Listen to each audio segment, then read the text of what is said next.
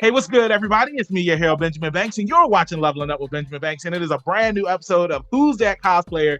We are rolling into the spooky season, and joining me up here is a very special guest. This is somebody who I have met at cons here in the area, and that is Aurora Evergreen. Aurora, how are you doing today? Doing really well, thank you. How are you? I am doing fantastic. I got my Sonic the Hedgehog shirt on, even though Yeah. it's the spooky season. I said it's the spooky season, but I don't understand, like, why do I have on the blue and purple light? Like, I feel like I should switch it to the orange light. So yeah, let me Mine's orange too right now. It's like yeah. not really appearing as orange because my ring light's blue and green, but my fan is orange right now. Nice, I show nice. you. Not I just put it on purple and orange because this is the first episode for the spooky season, and I just really appreciate you joining me up here on the first episode. So before we get into today's interview, you're welcome. Before we get into today's interview, everybody that's watching, please make sure that you like this video, you subscribe to the channel, and you hit that bell button so that way you're always notified when we have new content here on Leveling Up with Benjamin Banks. And as D always says, podcast link down below in the description. Like, follow, subscribe. So let's go ahead and get into this first spooky season episode of Who's That Cosplayer. So Aurora, the first question that I ask every guest on Who's That Cosplayer is, what is your origin story? Every hero or villain has one, so tell everybody who you are. Okay, so cosplay wise, actually it's kind of random, and I feel like a lot of people, it's like super cool, but mine is literally just that I had not known what cosplaying was up until I was around 13, almost 14. And my friends were like, hey, you want to go to Mount Trashmore and cosplay? I'm like, what is that? And they're like, well, you just dress up as an anime character. And I'm like, okay. We never ended up doing that, but it was fun. And I ended up buying my first cosplays, which are actually Deku and Todoroki, because my very first anime, other than Pokemon, was My Hero Academia. And so that was sort of my thing. That's how I sort of ended up doing it. And it just, ever since I started, it was just really fun and really great. But however, all of my life I've been more of a performer, so that's also like really tapped into that. So when I was around 10 years old, I went through this program called AMTC, which is now called Shine, and it was really great. It's a program to help people learn what the film community is like and everything, and help you get an agent. So I went through that when I was around 10. I've been in a few short films, a few miniseries. Nice. I've been background in a few shows as well. So it's That's just, awesome. I've always really loved performing. It is really cool. And yeah, I've done that for forever, I guess. And I'm about to continue to pursue that. I've also been a singer. So just being able to cosplay like Disney princesses, which I don't do very often, but when I do that, when I do that, it's just super fun. And I feel like I can really sort of grasp onto that character and just present myself as that character in a very fun way. So that's my story. Hey, I love that origin story, and I just want to piggyback off of something that you said, because My Hero Academia, like, that was the first anime that you used as your basis to get into cosplay. Yes. And what's crazy is, I got into cosplay back in 2018, and I feel like everybody's origin story is different. Like, some people, it's like they actually get, costumes of their favorite anime and whatnot, or video game characters. But, some people, like, they just use regular clothes and they go to the con and they just have a good time. But, because of the pandemic, I had to wait until NecoCon came back around here in the area. And I always said that the first anime character that I was going to cosplay as was Deku from My Hero Academia. So it's awesome that was your first cosplay, and then that was my first anime cosplay, because My Hero Academia, it just holds a special place in my heart because of, how motivating and inspiring it is. And like with Deku, anybody that has gone through anything in life that's been put down or told that they couldn't do something, it's just like they can relate to Deku, because you see his journey and you see how far he's come. You'd be like, yeah, like, I've been there. And, we all level up, and, we're here doing the things that we love today. So I think that that's really awesome that you did that. I think it's awesome that you're a singer, you're an actress. Like, I think all of that stuff is awesome. So now I want to ask you, because I want to kind of slide away from the cosplay stuff, what is a movie or a TV show that you would love to star in? Ooh, I have to say a Marvel series or a Star Wars series, because I have been a Star Wars fan, a Marvel fan all my life. Over on that side of my room, I have a bunch of Loki stuff, and then on this side of my room, it's completely Star Wars. I have posters everywhere. Over on my Instagram, you can end up scrolling down on my reels, and I have like a whole reel of me just showing my whole room, and it's got Star Wars and everything. That was before I got on my Loki stuff. Yeah, like even above me, there's Star Wars posters, which you can't see, but they're there, I promise.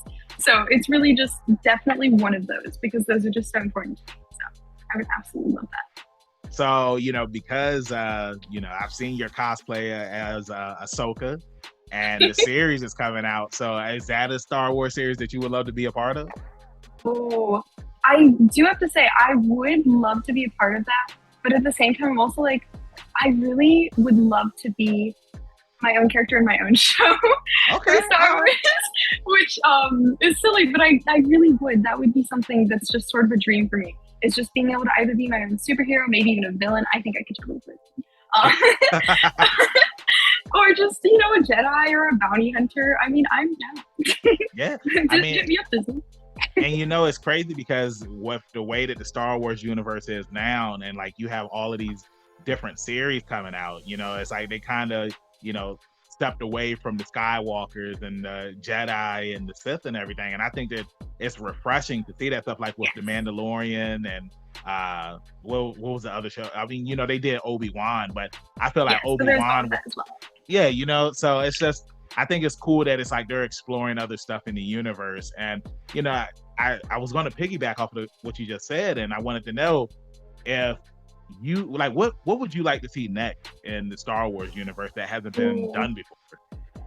In all honesty, I would. Okay, so it hasn't been done in the cinematic universe of Star Wars, but I would love to see the Old Republic.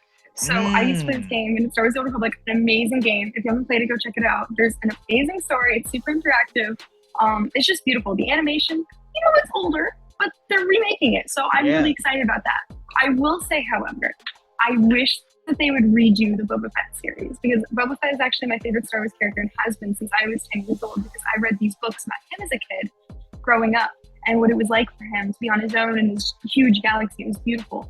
But they didn't do amazing on the show. There were definitely some aspects that I liked, but I think overall they really, instead of maybe showing the future for him, they should have had backflashes all the way to when he was a kid. Because that would have been really beautiful. They had a few, but it was so minimal, and it really should have just been him having adventures as a child. Because everyone loved the Clone Wars as well. A lot of people loved the Clone Wars. So that would also just sort of bring back the Clone Wars kind of era from his point of view, and not from the point of view of the Jedi and anyone who's like super high up there. It would really show like the darker side, the more, the rural and just the poor side of Star Wars, because that's where he was throughout his adventures. So I feel like that would have been really cool and an interesting point of view from that universe and galaxy. Yeah, I 100% agree with you on that. It's like I was really looking forward to the Boba Fett series, and he felt more like a background character than anything. And he did, and it was so sad. Yeah, and then it's like Mando shows up, and it's just like, oh, well, that's the Mandalorian series. The Book of Boba Fett to the Book of Mandalorian. Yeah, it was really wild. Did. And it's crazy because when Boba Fett was on The Mandalorian, I was like, yeah, this is the Boba Fett that I know and love. And then we get him on Boba Fett, and he's just like, I want to be friends with everybody. And that was actually pretty in character. I do really appreciate that, because they did overdo it in some ways, but he actually is a very loving person.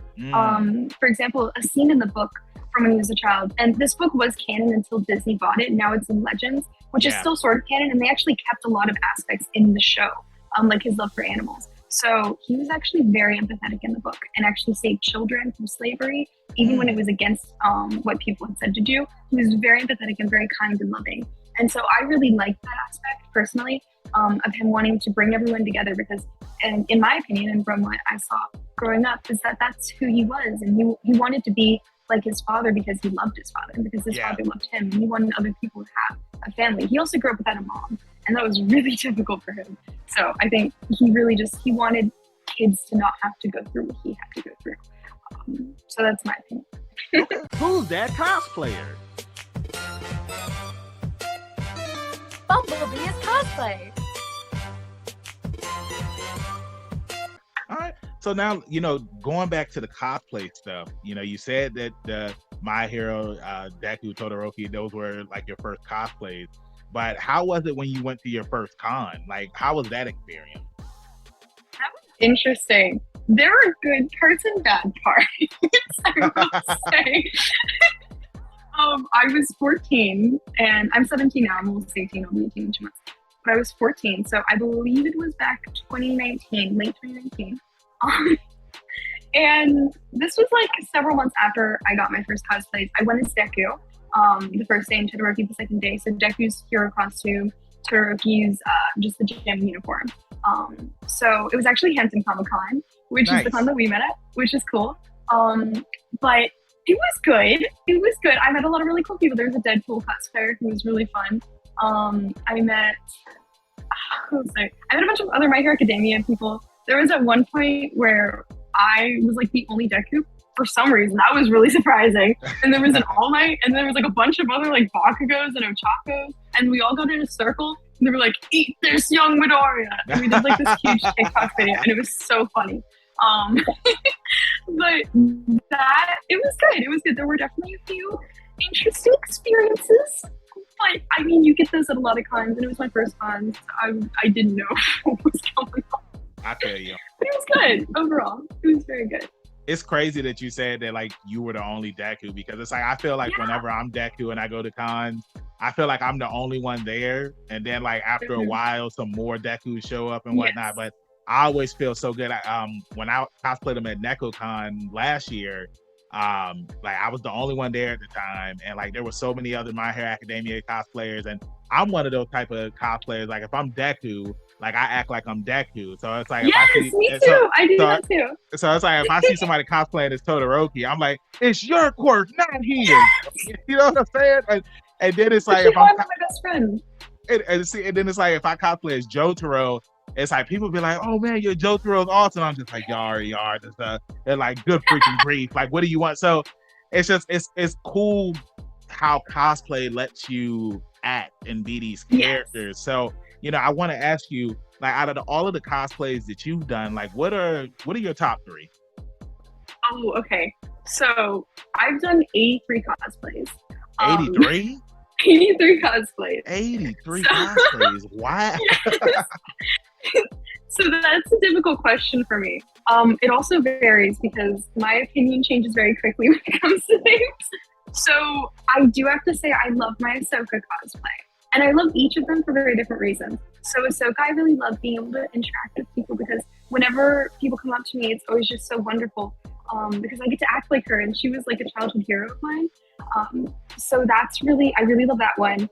I think my Omega cosplay and my Hiccup cosplay then, because I love Hiccup as well. He's one of my favorite characters. I also love this cosplay too. This one I think is my new favorite. Those are like my favorites from like when I really was like doing cons and stuff. Yeah, I feel you. This one is, I just got this cosplay and I'm like, I love it so much. It looks phenomenal. Thank you. You're welcome. You're welcome. I love SpyxFamily, and it's so good.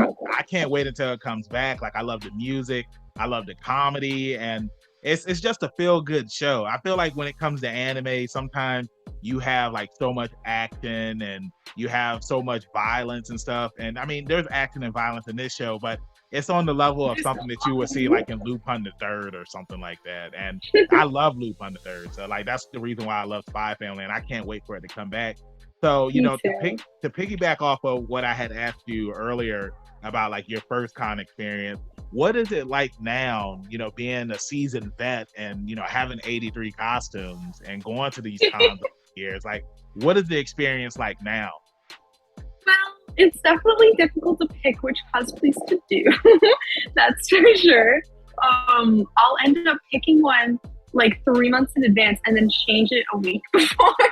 Like, oh, I'm gonna go as, let's do Bakugo. And then like the week before I'll be like, nope, I'm gonna do Ahsoka Tano. And so it really just changes, but it's really fun. I feel like I do a lot better in certain situations. Like I mostly cosplay guy characters at cons. This next con I'm going to in a few weeks will actually be my first con. I'm cosplaying girl character, I believe, in the past year. Local cons anyway, besides Ahsoka. So I usually cosplay guy characters at cons, and the reason for this is because a lot of my friends cosplay female characters, and because of that, there will be the unfortunate amount of creeps that will come towards them. And while I may not have the voice of a man, I can appear like one if I try hard I feel enough. you on that. I feel you. So And I'll do my best to protect them with that. And you know, to piggyback off of that, I'm sorry to cut you off, but like that's something that I hear from, like, you know, my female friends that go to cons. Like one of my friends, she was telling me that her and her brother's girlfriend, they were all together the entire time, right? And then it's like as soon as he went to the bathroom, like that's when the guy swooped in and he was like, yeah, you know, I've been watching you all day. I wanted to come over here and I wanted to shoot my shot and whatnot. And it's crazy that it's just like guys, they'll stay back. I guess it's like a pack of hyenas, I guess. It is. Just like, they're just waiting. That's a good analogy. They're just waiting for the guy to walk away so that way that they can come and swoop in. And, you know, I just feel like when you go to cons, I mean, everybody has their reasons for going to cons. Like, all right, like I feel like this was a really wholesome one.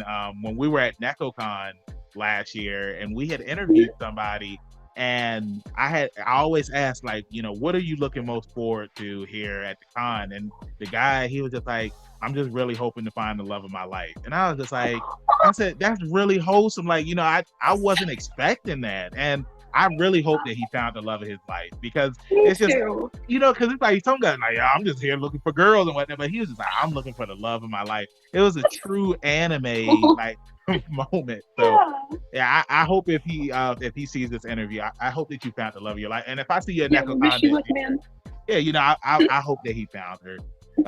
But now I want to ask you, when you're not cosplaying, like, what are some of your hobbies that you're in? So I do a lot of gaming. I do a lot of wig styling, art. I play a lot of instruments. Nice. I do a lot of sort of everything. I carve wood sometimes. I draw. I paint. I sing. I play the flute. I play the ukulele, guitar. It's crazy. I do a lot of crafting and stuff too.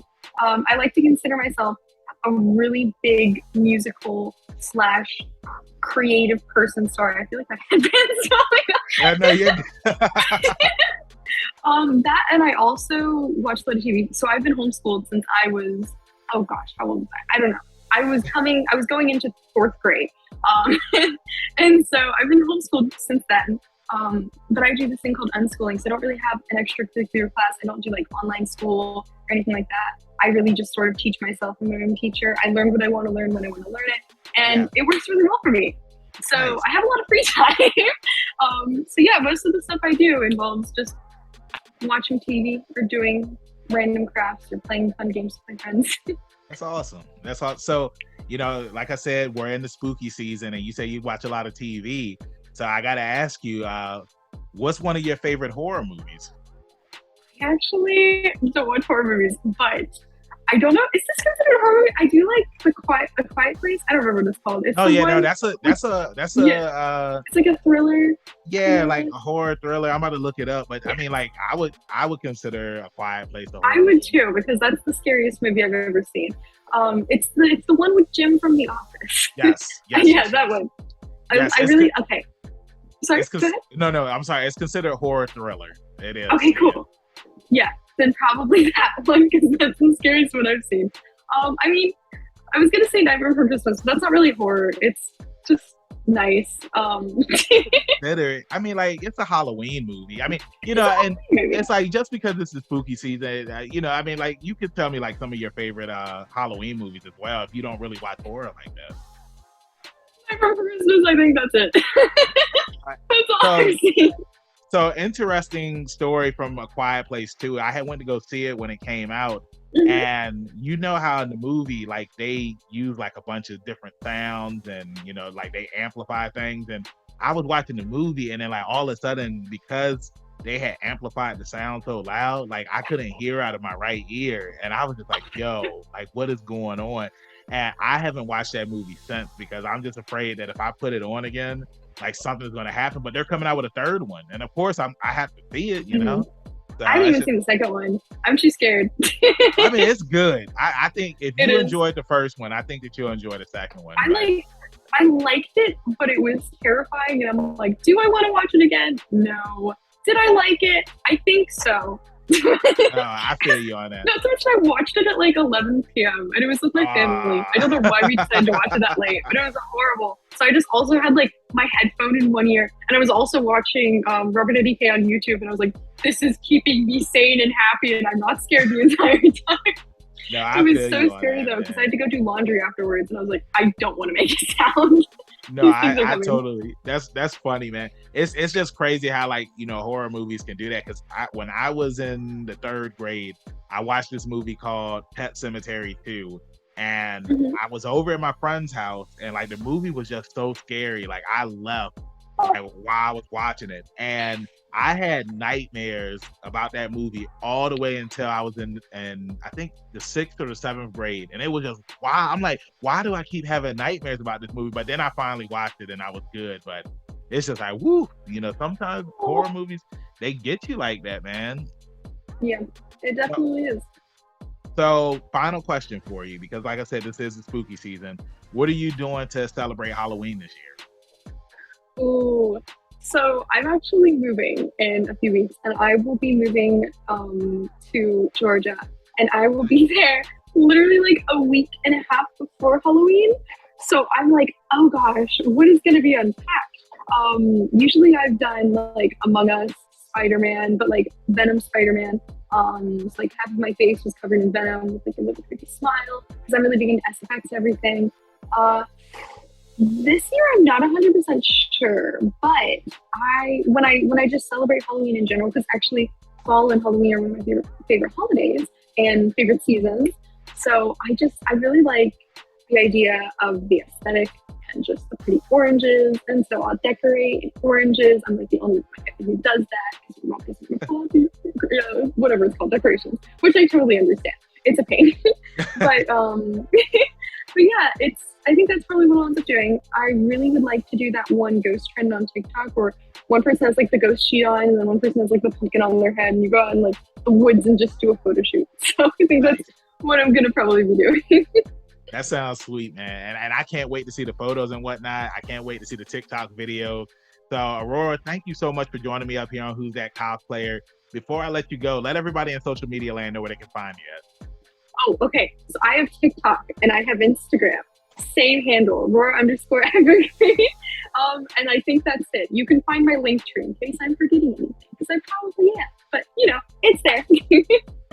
Well, thank you for having me. This was so fun. You're welcome. Thank you for joining me. And you know, everybody, y'all know where y'all can find your hero Benjamin Banks at @KingBenji_Banks on Twitter and Instagram. You can find me on Facebook at Benjamin Banks. That should be the first person to pop up. If not, then I need to contact Mr. Zuckerberg. Y'all make sure that y'all follow Aurora on all of her social media accounts. Y'all stay safe during the spooky season. Make sure that you follow everything that we have here on the Leveling Up with Benjamin Banks channel. The links are down below in the description. Check out our interviews, reviews, reaction videos. Check out the podcast. The link, again, is down below in the description. Y'all stay safe during this spooky season. Keep that pinky up. Stay positive. We'll see you next time on Leveling Up with Benjamin Banks. Peace.